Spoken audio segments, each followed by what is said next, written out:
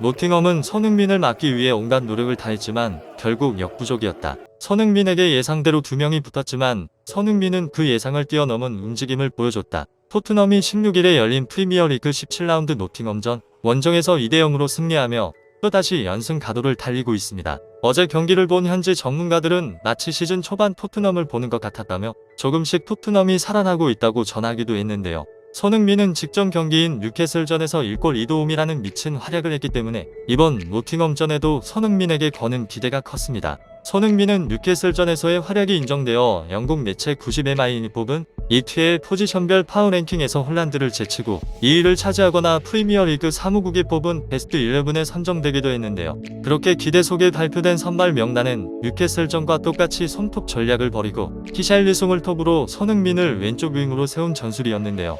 토트넘 팬들에게 한 가지 좋지 않았던 소식이 있었습니다. 최근 좋은 활약을 보여줬던 로셀소가 훈련 도중 부상을 당해 이번 노팅엄 원정에는 참여하지 못한다는 소식이었는데요. 그렇게 로셀소가 빠진 채 경기는 시작됐습니다. 노팅엄전 기자회견에서 포스테코글루 감독은 노팅엄을 상대로 어려운 경기를 할 거라는 것, 어떤 팀이라도 아는 사실이다라고 방심하지 않겠다는 말을 했었는데요. 포스테코글루 감독의 말대로였습니다. 노팅엄은 3-5-2라는 포메이션과 뉴캐슬전에요. 손흥민을 윙으로 쓰는 전술을 가져오자 노팅엄은 손흥민에게 아예 수비 2명을 고정으로 붙여버리며 아무것도 할 수 없게 만들어버렸는데요. 거기에 더해 거친 수비까지 더해져 더욱 공격하기 힘들었던 상황이었습니다. 하지만 시작한 지 얼마 되지 않아 방심했던 노팅엄은 손흥민을 놓쳐버리고 말았는데요. 손흥민은 그 틈을 타 클루셉스키에게 공간 패스를 해 수비 라인을 깬 뒤 1대1 찬스에서 슈팅을 시도하는 무서운 모습을 보여줬습니다. 이를 본 해설들은 손흥민이 무서운 점이 바로 이런 겁니다. 조금이라도 틈이 보이면 그걸 절대 놓치지 않아요 라고 말하기도 했는데요. 손흥민은 2분 뒤에 또 한 번 반칙을 당하며 좋은 위치에서 프리킥을 만들어내기도 했지만 골로 이어지지는 않았는데요. 노팅엄은 105를 내려서면서 라인을 내려 토트넘에게 뒷공간을 최대한 내주지 않으려고 했지만 강하게 공격하던 토트넘이었는데요. 전반 27분 수비를 하던 과정에서 존슨이 쓰러져 눈 쪽에서 출혈이 나 교체를 할 수밖에 없었는데요. 원래라면 상대방 선수에게 옐로카드가 선언됐어야 하는 상황이지만 옐로카드는 선언되지 않았습니다. 존슨이 스킵과 교체를 한 뒤 토트넘은 빌드업 과정에서 계속 패스 미스가 발생했고 압도적으로 공격 흐름을 가져오던 토트넘은 노팅엄에게 점점 뺏기는 모습이었는데요. 토트넘이 흔들리기 시작한 것입니다. 흔들리기 시작한 토트넘은 실점이 나도 이상하지 않은 불안한 수비가 계속됐었는데요. 노팅엄이 계속해서 압박했지만 득점은 나지 않았고 그렇게 전반전은 마무리가 되는 듯 했습니다. 추가 시간은 4분 주어졌었는데요.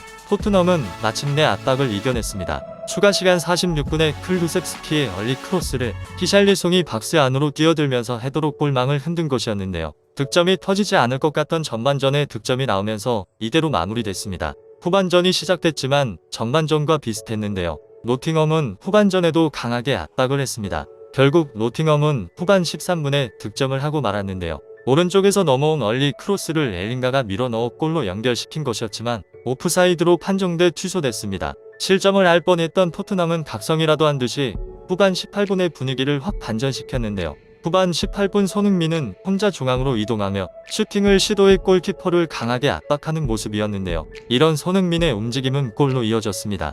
손흥민이 빠르게 전방 압박을 하며 상대방 골키퍼의 패스 실수를 유도했고 걸려버린 골키퍼는 패스 미스가 나이를 본 쿨루셉스키가 드리블로 돌파를 해 오른발 슈팅으로 마무리했는데요.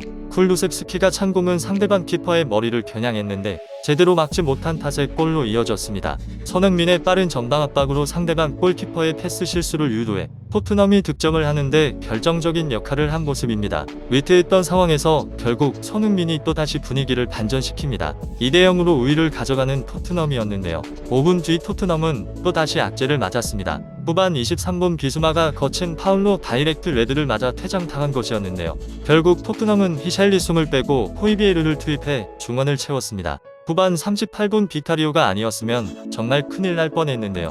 윌리엄스의 슈팅을 로메로가 반응에 쳐냈고 이어진 코너킥 상황에서 토폴로의 헤더를 비카리오가 발로 쳐내면서 슈퍼 세이브를 했습니다. 공은 발로 쳐내면서 자신만 뒤로 넘어져 실점을 막아낸 미친 슈퍼 세이브였습니다. 그 뒤로도 손흥민과 쿨루셉스키가 투톱으로 경기를 진행했지만 득점은 나오지 않았고 경기는 그대로 마무리되었는데요. 이번 경기에서 심판은 유독 토트넘에게만 옐로 카드를 주는 모습을 보여줘 편파 판정이 아니냐는 지적을 받기도 했습니다. 노팅엄은 엄청 거친 파울을 했는데도 카드는 주지 않고 파울만 선언했지만 토트넘은 거친 파울이 아님에도 무조건 카드부터 주는 모습이 포착되었기 때문인데요. 그로 인해 이번 경기에서 토트넘은 우도기, 손흥민, 맨 데이비스 등 옐로 카드를 받았습니다. 우도기는 옐로 카드 누적으로 인해 다음 경기를 출전하지 못하는데요. 토트넘은 이 경기로 2연승을 달성했지만 존슨 부상과 우도기 옐로 카드 누적 비수마 다이렉트 레드라는 최악의 결과를 가져왔는데요. 이로써 결장자가 더욱 많아진 토트넘은 또다시 비상이 걸렸습니다. 비수마는 다이렉트 레드카드 퇴장으로 4경기 결장이 예상되는 데다 아프리카컵에 차출돼 1월 말은 돼야 다시 출전할 수 있을 것으로 보이기 때문인데요. 손흥민은 이날 88분간 활약하면서 유효 슈팅 2회 패스 정확도 86%, 기회 창출 1회, 슈팅 정확도 100%, 드리블 성공 50%, 정확한 크로스 40%, 정확한 롱패스 100%, 지상 볼 경합 성공 50%를 보여줬는데요. 득점은 없었지만 손흥민의 압박으로 쿨루셉스키의 골이 만들어질 수 있었기 때문에 눈부신 활약이 인정되어 평점 7점을 받기도 했습니다. 쿨루셉스키가 1골 1도움으로 8.6점을 받으며 가장 높은 평점과 함께 MOM에 선정되기도 했는데요. 경기가 끝난 후 현지 전문가들은 손흥민에 대해 극찬하기도 했습니다. 지난 뉴캐슬전에 이어 기대를 한몸에 받았던 손흥민이 또다시 노팅엄전에서 보여주었다. 손흥민은 캡틴답게 정말 한순간에 실점 당할 수도 있던 상황에서 득점하는 상황으로 바꾸었다. 포스테코글루 감독은 경기 후 경기 결과와 경기력에 대해 만족하는 모습이었는데요. 승리에 만족한다. 이곳은 원정팀에게 분명히 어려운 곳이고 노팅엄에겐 좋은 결과가 절박했다. 대부분의 상황에서 우리는 잘 대처했고 좋은 축구를 해 많은 기회를 만들어냈다. 멋진 골들을 기록했고 전반적으로 잘했다고 생각한다고 말했는데요. 손흥민의 활약에 대해서도 극찬했습니다. 소니의 전반적인 플레이는 몇 주 동안 아주 최고였다. 활동량도 최고였고 비록 오늘 득점을 하진 못했지만 윙으로서 역할은 다했다. 팀을 득점할 수 있게 만드는 결정적인 역할을 했기 때문이다. 라고 말하며 극찬했는데요. 이처럼 현재 토트넘은 2승을 챙기며 또다시 연승 가도를 달리고 있는 상태인데 또다시 비수마 다이렉트 퇴장이라는 강력한 악재를 맞았습니다. 1월 달은 손흥민까지 아시안컵으로 차출되어 더욱 힘들어질 것으로 보이는데 어떻게 풀어나갈지 지켜봐야 할 것 같습니다.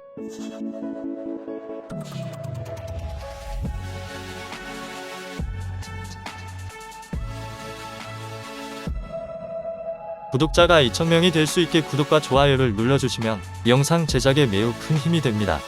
감사합니다.